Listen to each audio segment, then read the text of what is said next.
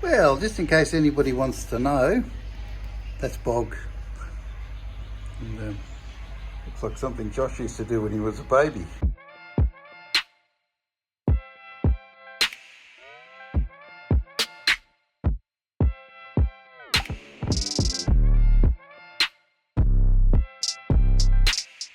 Good evening all. Just been working on these gaps still. Thought I'd just show you, if it's possible to show you. Haven't ground it back enough yet, yeah, but it dipped in a bit here, so I just built it up. I've got to grind a bit more off there. And this here had a 15 mil gap, so I built that up a bit too.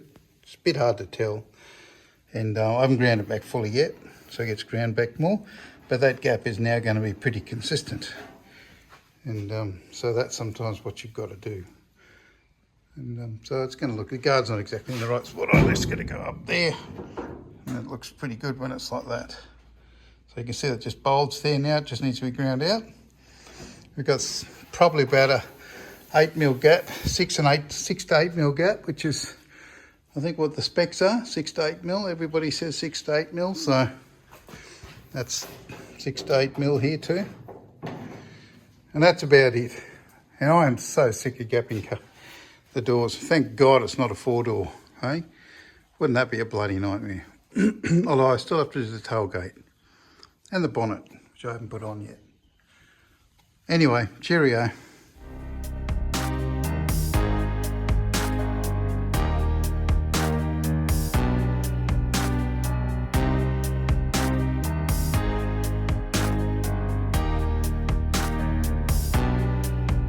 Just putting a bit of primer on this this door.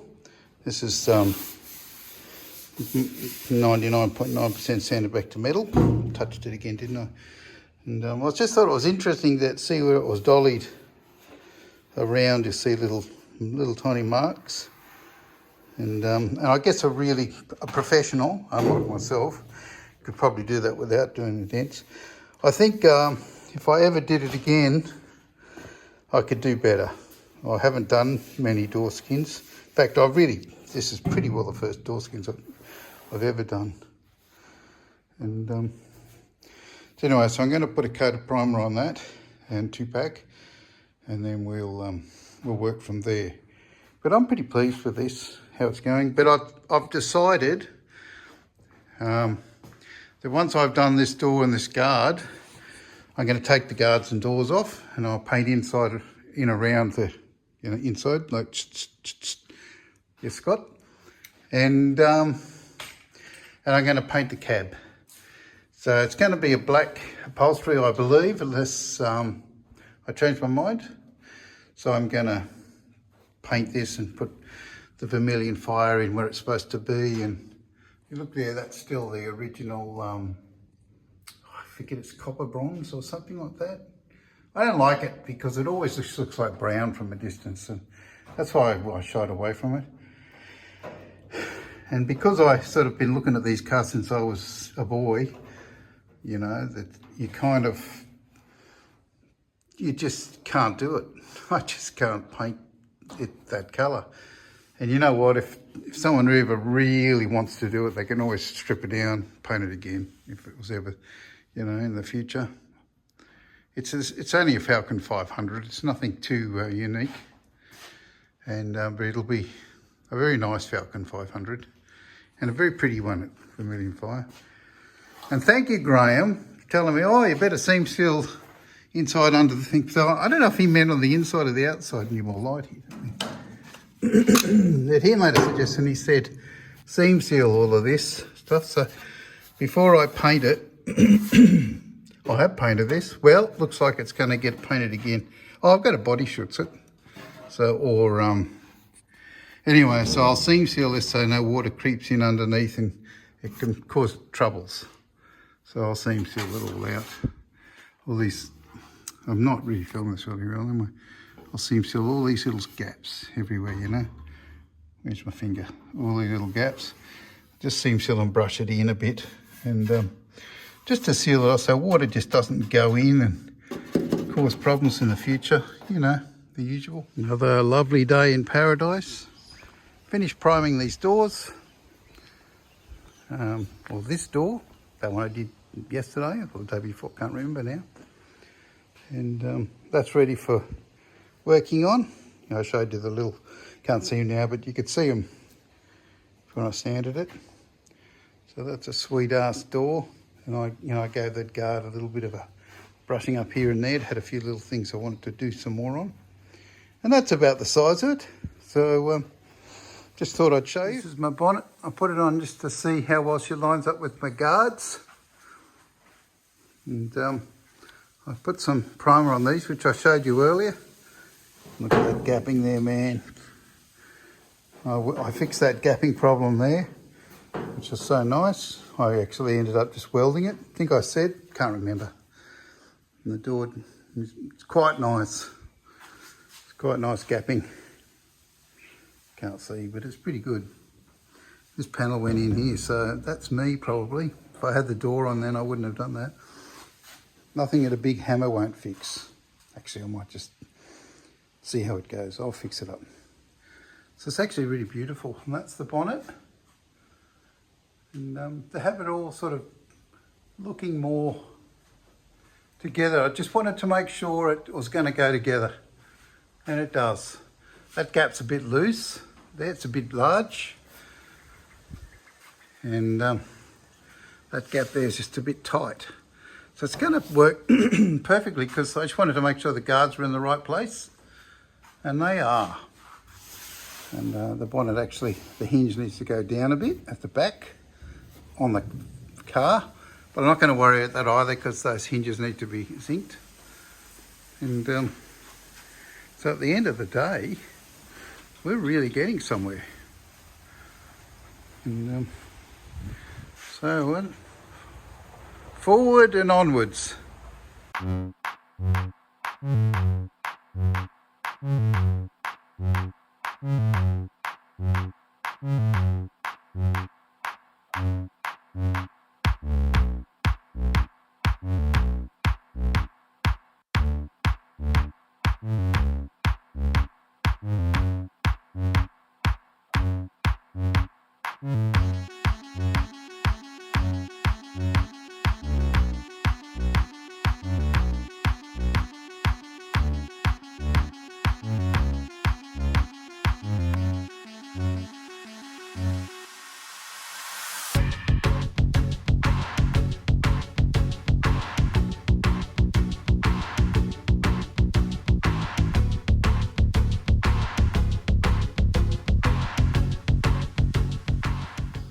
Okay, I'm just going to quickly show you something that Graham from XA Coop Guy showed me. And in the past, I've always used a Nicky board and just scraped it like that and then scraped it later.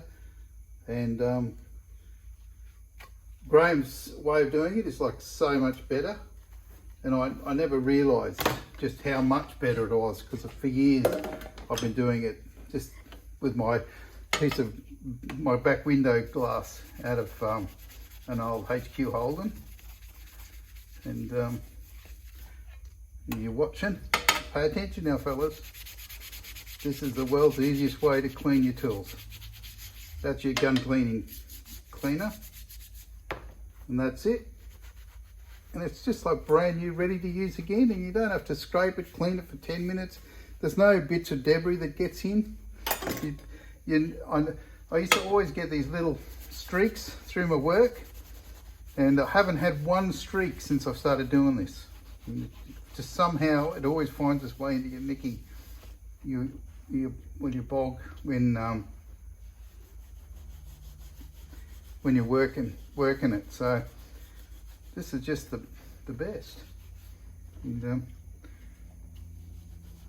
I was particularly messy with this one. I got it all over everything.